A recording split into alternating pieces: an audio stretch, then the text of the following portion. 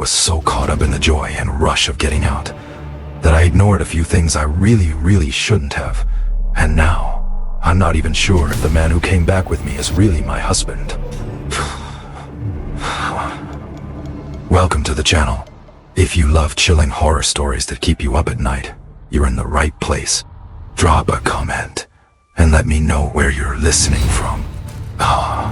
Also, don't forget to like, share, and subscribe to support the channel. Your engagement keeps these terrifying tales coming. Tonight's story is called The Appalachian Mountains Are Ruining My Marriage. A couple sets out on what should have been a peaceful anniversary trip, but the mountains had other plans for them. Strange encounters, lost time, and a horrifying realization. This story will make you think twice before ever stepping into the Appalachian woods. Now let's begin. This all started because my husband Nathan and I decided to take a trip for our wedding anniversary. As of a few weeks ago, we've officially been married a year. We've been together for 7, and it's been the best years of my life. Before meeting him, I never thought I'd find love. I was sure I'd die unmarried, maybe adopt a few kids, but never did I imagine I'd be where I am now. Married for a year and thinking about children, or at least that's where I was before our trip. A few months before our anniversary, I suggested we take a weekend trip, just the two of us. We'd taken trips together before, but not as husband and wife. Aside from our honeymoon, Nathan loved the idea, and both of us were really excited about it. Since we've gotten married, our relationship has only continued to blossom and grow, and I fall more in love with him every day. He's always patient, understanding, kind, and all of the things I've always wanted in a life partner. Like I said, we were planning to start trying to grow our family soon. So taking a trip now while we could just bask in each other seemed like a good idea. Neither of us had a huge preference for where to go. We're from a decently large city in a state that's otherwise insignificant, and trying to find nice vacation spots not too far from here can be difficult. We also wanted to go to a place we'd never been to before, which only made it more of a challenge.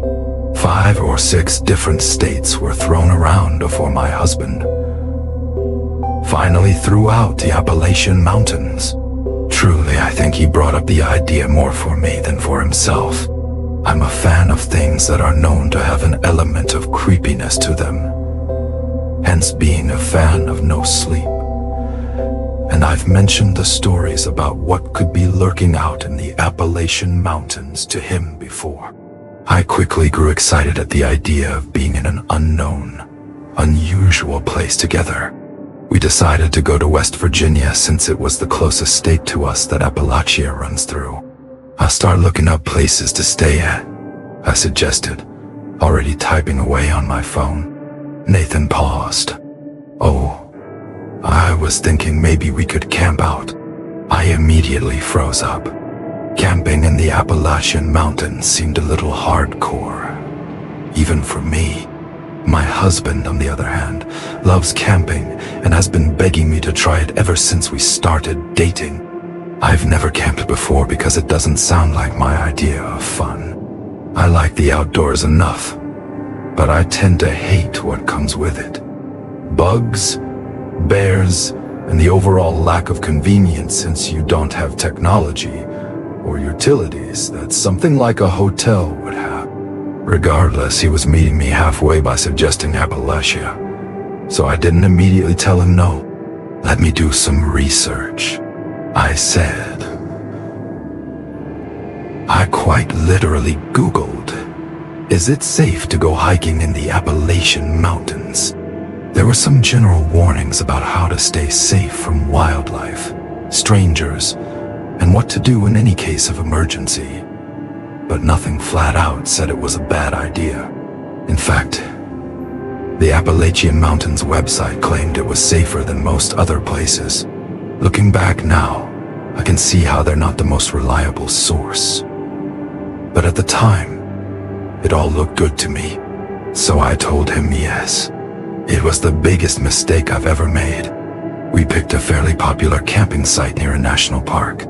I know you may be thinking how so far our decisions seem to be on the more naive side of things. But I promise we did our due diligence.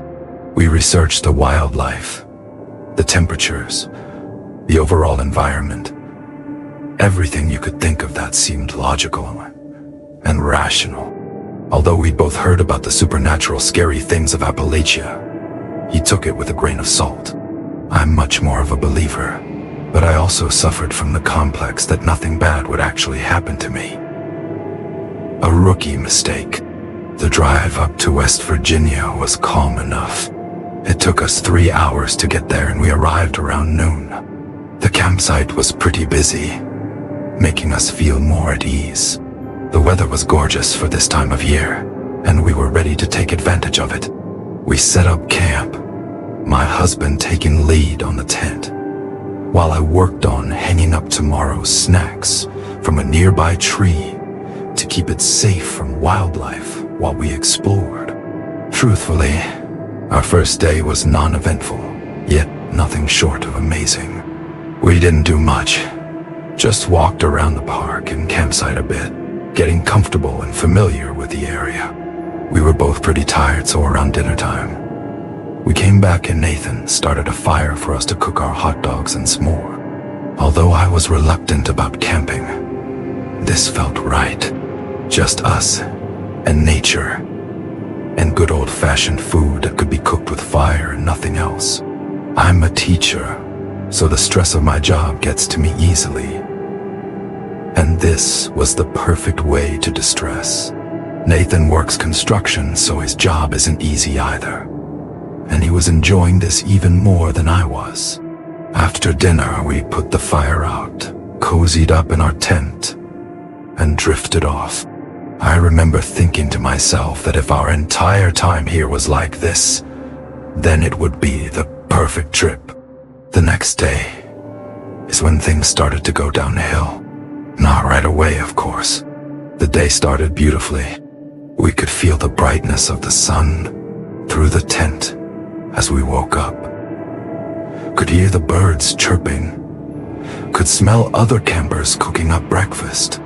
We followed suit, him starting to heat up some beans while I grabbed some bread from our DI'd tree line. We ate, relaxed for a bit, and then in the early afternoon we prepared for our first hike of the trip. Hiking has been a huge part of Nathan and I's relationship. It was even our first date, so we're both pretty seasoned hikers, and we felt comfortable doing a 5-mile hike to start off our day. The trail difficulty level was hard, but it was nothing we'd never done before, so we had no worries. Water and snacks were packed, and we set off. Again, it was breathtaking, and we were lulled into a false sense of security, much like the rest of our trip so far. The only peculiar thing was how empty this particular trail seemed given how busy the campsite was, but we chalked it up to the length and difficulty and carried on. About a mile in is when things got significantly weirder. We were coming up a more uphill part of the trail, and where it started to level out, Nathan noticed something I wish he hadn't. Straight ahead behind a few rocks were ivory white bones. I didn't take another step as we simultaneously noticed them. "Nate, what is that?" I asked. Although unsure of the answer aside from bones, I didn't actually want to know more. Whatever kind of bones they were, they could stay there. My husband felt differently. "Oh, cool," he said, ever excited about these kinds of things, and rushed towards it. I tried to yell at him to stop, but he was already right in front of them. "I think it's a deer carcass. Holy shit, babe, you gotta see this." I kept my distance. You know I have a weak stomach. I'd rather not. The bones wouldn't upset my stomach as much as the thought of how they got there. But I didn't want to see more of them regardless. I was into creepy things, but this wasn't creepy to me, just gross.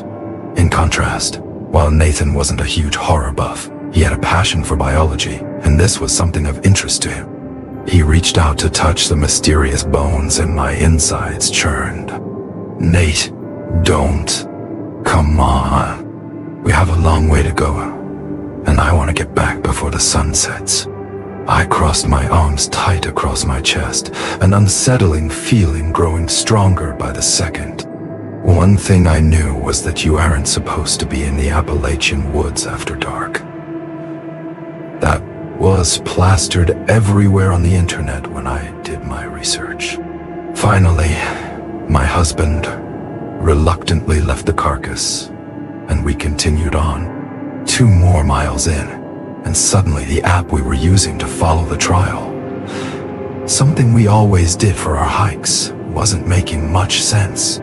We always used the app because you could download hikes. So even if you lost service, you still had access to the trail.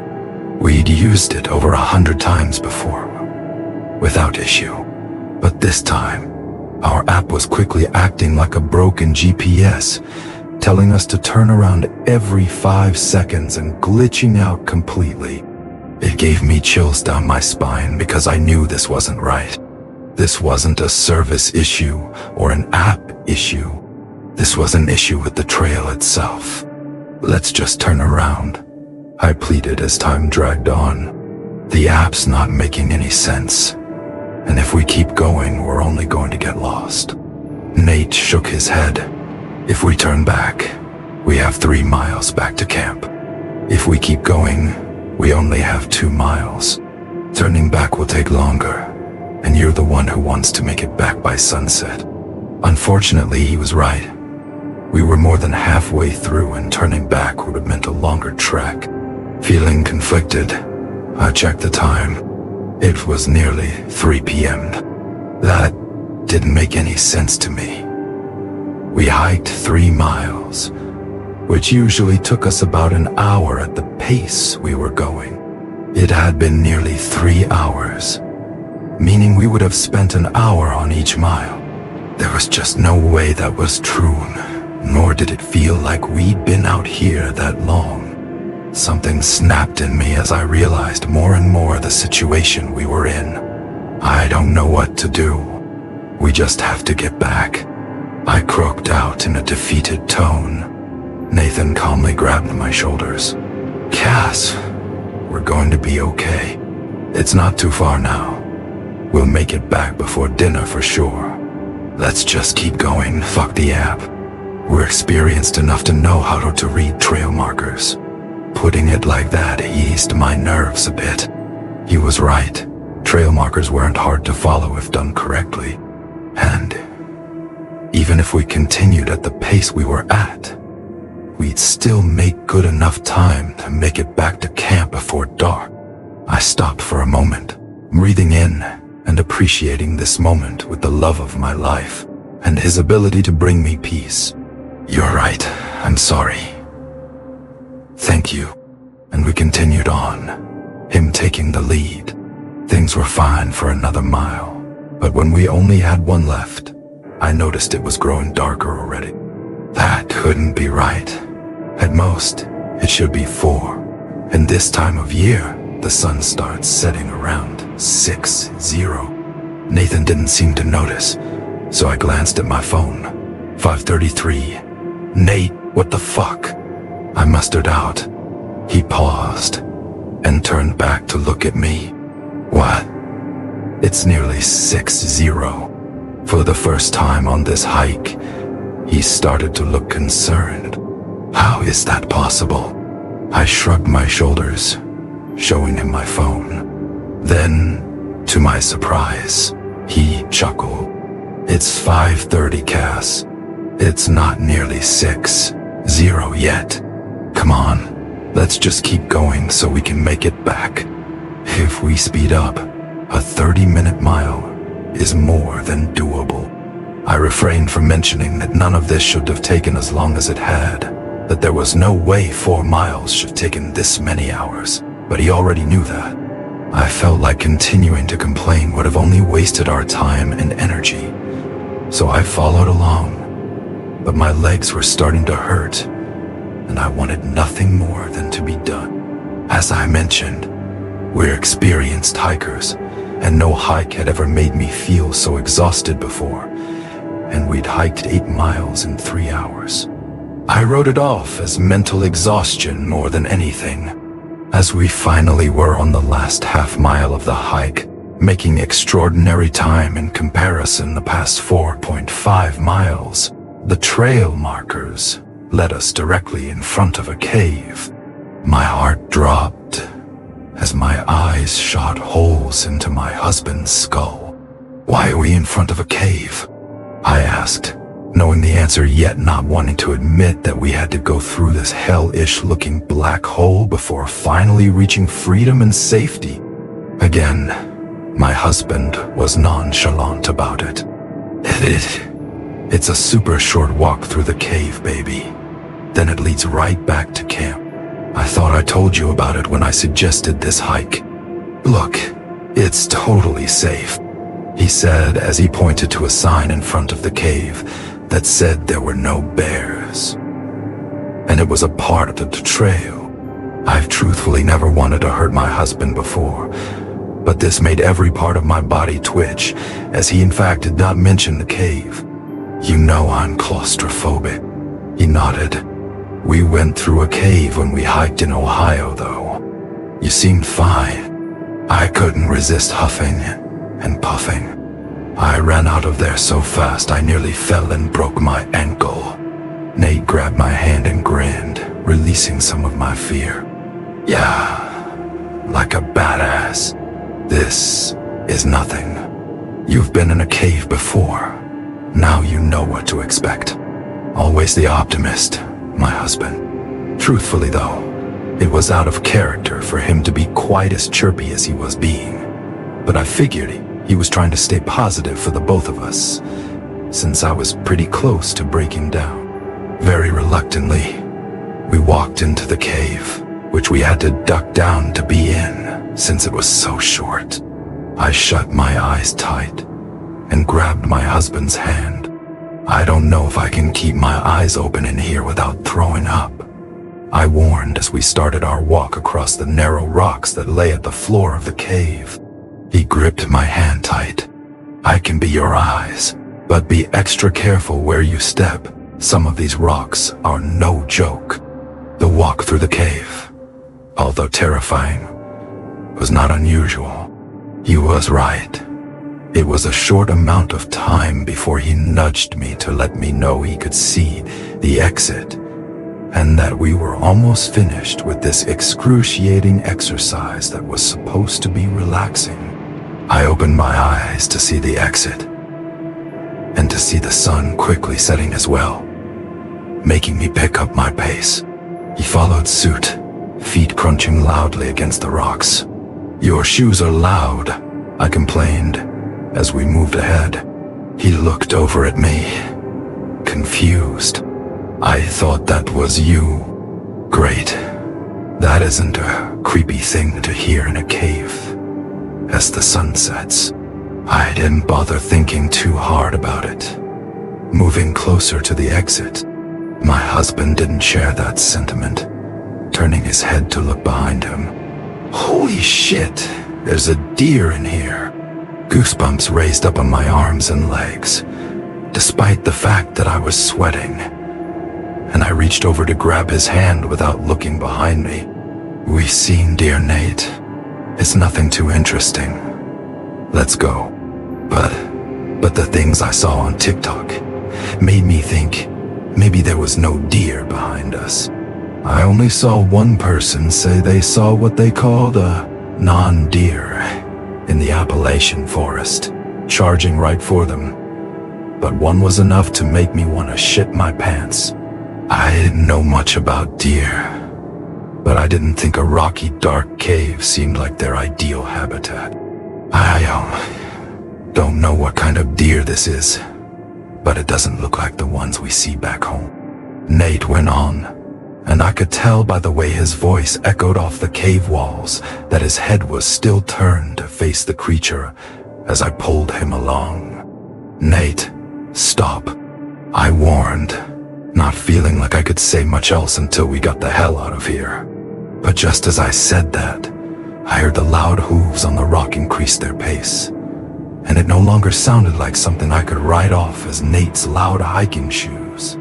"Run," I said to my husband with urgency, not letting go of him as the sound behind us picked up. I'm not sure if I dragged Nathan across those rocks or if his feet carried themselves, but it didn't matter. We had to get out of here, and not just the cave, the forest. We had to get back to camp. "Cass." I heard his confusion, but I couldn't stop. We couldn't stop. It was right behind us, moving fast. The sound hadn't let up. I finally reached the exit of the cave, but didn't let my feet slow down, or Nate's as I continued pulling him, grabbing him tighter than ever before.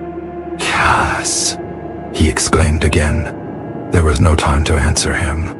Once out of the cave, I couldn't hear the footsteps coming from behind us anymore, but that didn't mean they weren't there. I didn't look back once, all the way up until we reached our tent. Once we got there, I finally let my head whip back towards him. I'd never seen the look on Nate's face that I was seeing now. He was gasping for air, a sound I hadn't been able to notice before we stopped running, and thankfully the deer or non-deer or whatever the hell was not behind him.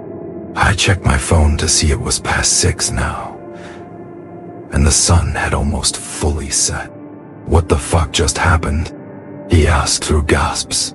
My husband is a fit man, and the small run we just did would not have winded him so easily, but I thought he may pass out for a second, so I pulled him onto the ground to sit.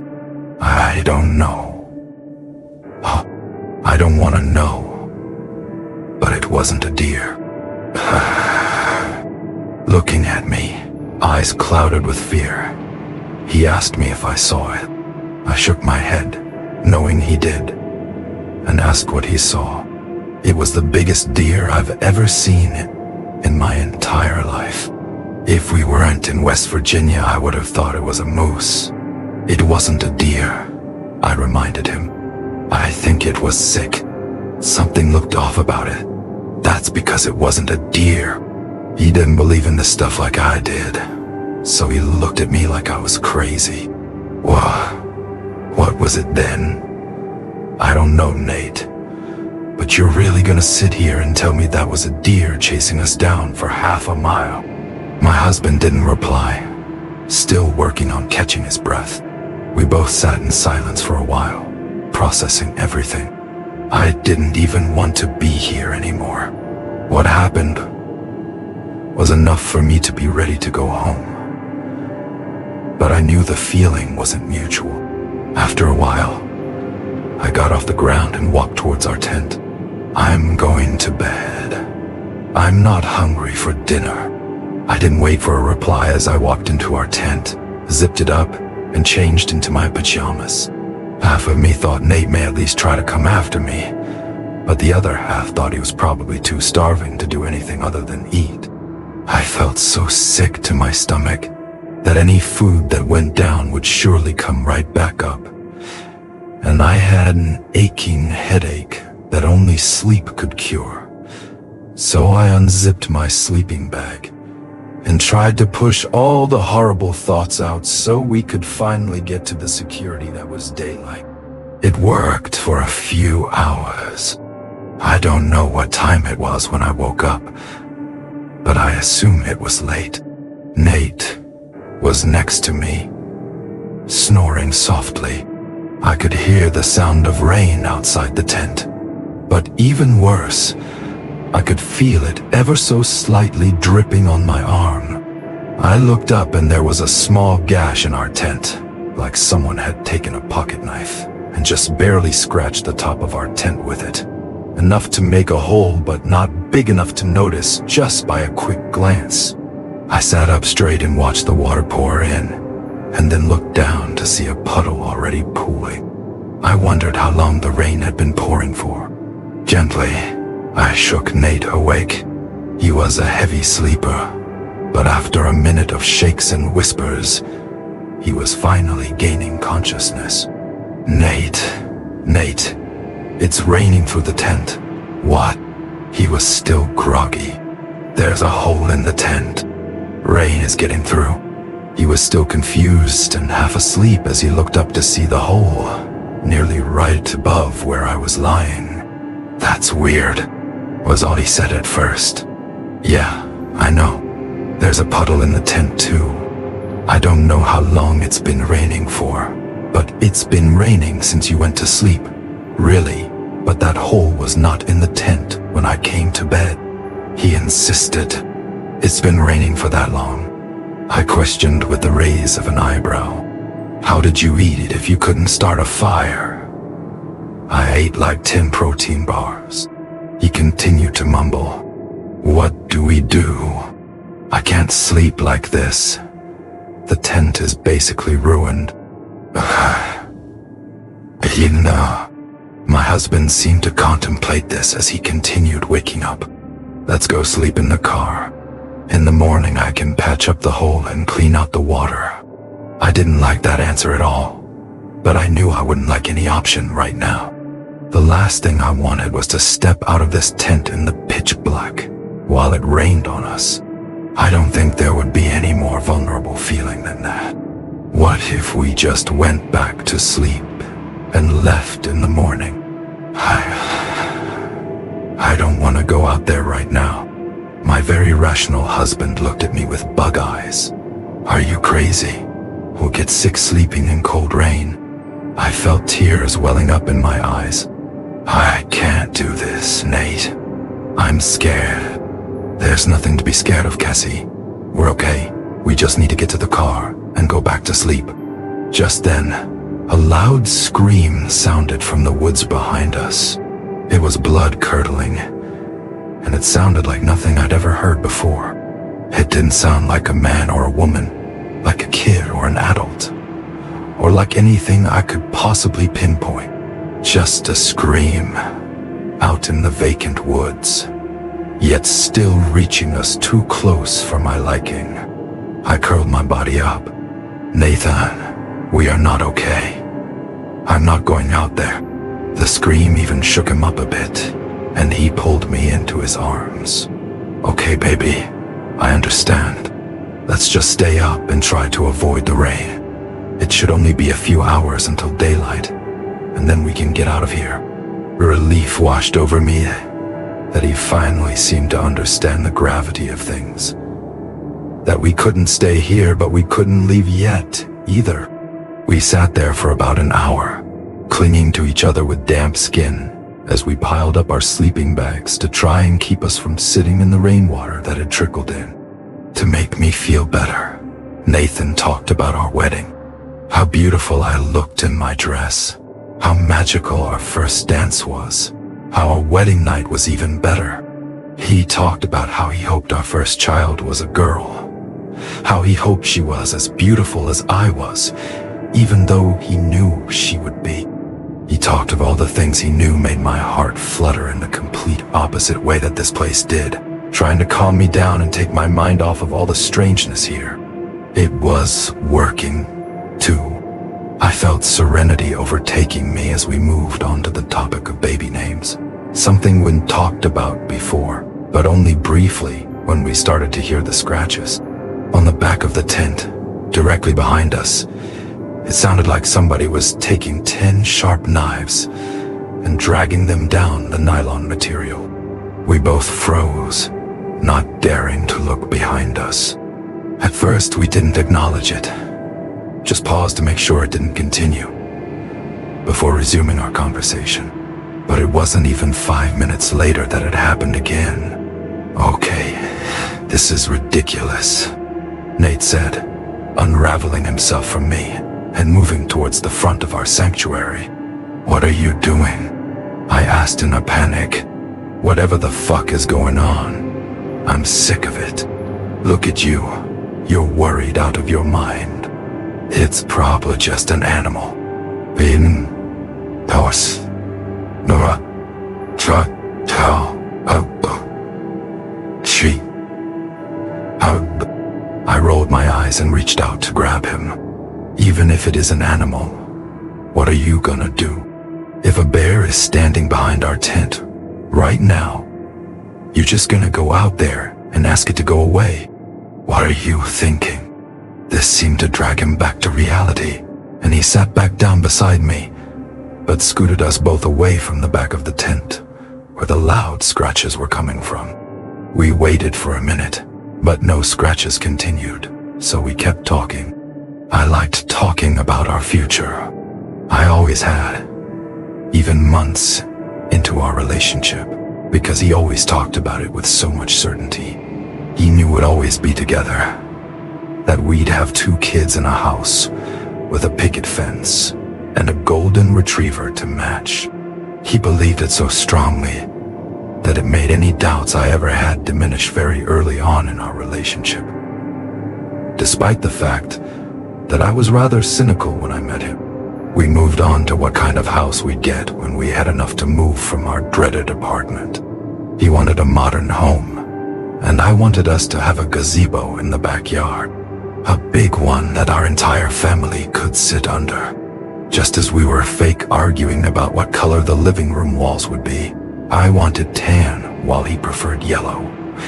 We heard the faintest whispers coming from either side of us. We quieted our own conversation to try and hear better, but at this point, neither of us were surprised at the persistence of whatever was out there. However, as the whispers grew louder, we became pretty confident it wasn't a bear. At first I thought maybe the whispers were talking about food. I thought I heard bacon, and so maybe it was just some hungry campers that were rising extra early to eat. But as the volume increased, it was clear that wasn't it. I was still struggling to make out what was being said. But as Nathan tightened his grip on me, and I looked over to see him nearly in tears, I started to put it together. Nathan. That whisper was crystal clear, even over the rain, and sounded like it was right in our ears. My eyes widened as I realized what was happening. My mind flashed back to all the Reddit threads I looked over, all the videos I watched, and they all contained warnings about hearing your name in the mountains, about how you never react and you never respond. But my husband didn't know that because I truly hadn't thought it was something I'd have to tell him, because I never thought it was something we'd encounter. Before I could try to change the subject, do anything to get him not to acknowledge it, he shouted in a way I'd never heard. "Leave us the fuck alone!" He thrashed around a bit, pushing on the tent as if to signal that he meant business. But I knew he had made the worst possible decision.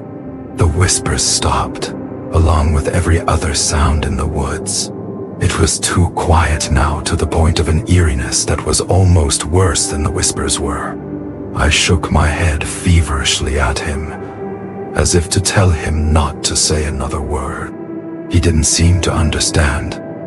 "It's okay, baby. This thing's not gonna keep messing with us."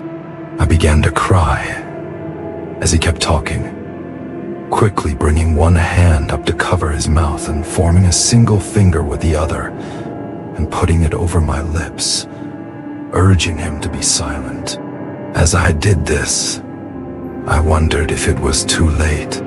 Everyone said not to acknowledge the name calling, but nobody ever said what would happen if you did. I tried to think on my feet, moving my hands to take both of his. "You know what, baby? I am tired. It's only an hour or two before daylight. Why don't we just take a nap?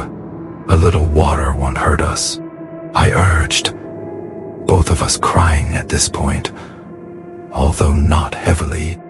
He shook his head, but I only nodded mine, laying the both of us down.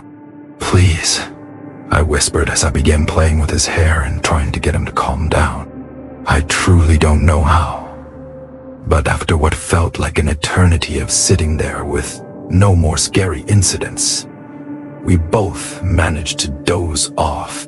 I think we were so mentally exhausted at that point that there was nothing else to do. I'm not sure how long I slept for, but I know it was well past sunrise when I finally got up. Nathan wasn't next to me, and the tent was freezing cold, water covering almost all of me. I quickly unzipped the tent and dashed out, hoping my husband was cooking us a much-needed breakfast before we got the hell out of there. But he wasn't. All of his stuff was still there, meaning he couldn't have gone far. So I started walking around and frantically calling his name. Just as I was about ready to call the police, he emerged from the woods, walking rather slowly. I ran up to him and embraced him. "What the fuck are you doing?" I was looking for other campers. I wanted to ask if they experienced what we did last night. I didn't even care how stupid that was in that moment because half of me thought he was gone forever. So I cherished the moment before turning to look at him. "Can we please leave?" I begged, pulling back from the hug but not letting go of him all the way. He smiled at me. I've never been more ready for a vacation to end in my life. We both laughed and packed up faster than we ever had before, throwing away the shitty broken tent and racing to the car. In that moment, I felt so much relief, so much love for my life and for my husband. So lucky to be back in our car and heading to our tiny box of an apartment. My husband offered to drive, so I slept almost the entire way home. I was so caught up in the joy and rush of getting out that I ignored a few things I really shouldn't have. It wasn't until we were back home and started to settle back in that these things started to register. First, it was that my husband's fingers were longer than I remembered, his ring hardly fitting anymore. I asked him about the ring, and he said he lost weight on our trip since he barely ate. That didn't make much sense to me, but I didn't press it. He also seemed weirdly taller. He was never a tall guy, although taller than me. But now, he seemed at least 6 feet tall. I was too nervous to ask him about that, so I let it go. He was also acting a bit strange, not as calming and affectionate as normal, and was much shorter and dry when we had conversations. I jokingly brought up our talk about what color our living room walls would be, again saying that a tan color would be nice. This time, he agreed with me. Maybe I could have chalked those things up to whatever and let it be. Maybe I couldn't let it go and moved on. But when he went back to work that Monday, his start time being a few hours earlier than mine, I decided to finish unpacking for him. Normally, he was quick to unpack while I lingered, leaving my bag there a few days. But this time, it was the opposite. I had never unpacked faster, wanting to get rid of any memory of our trip from hell. But he said he just didn't have the energy. I figured since I had some extra time that morning, I'd just help out and he'd have a pleasant surprise when he got off work. As I was pulling his clothes out, tucked between a t-shirt and pajama pants, was his notebook. He kept a notebook with him when we traveled, to jot down interesting things, for when we didn't have our cell phones to commemorate. So I didn't think too much of it. However, I had this strong nagging feeling in me to look in it. Curiously, I picked it up and opened to the last page. I don't have much time. I can hear them calling me again. It's getting louder. I swear I saw claws coming through the hole in the tent.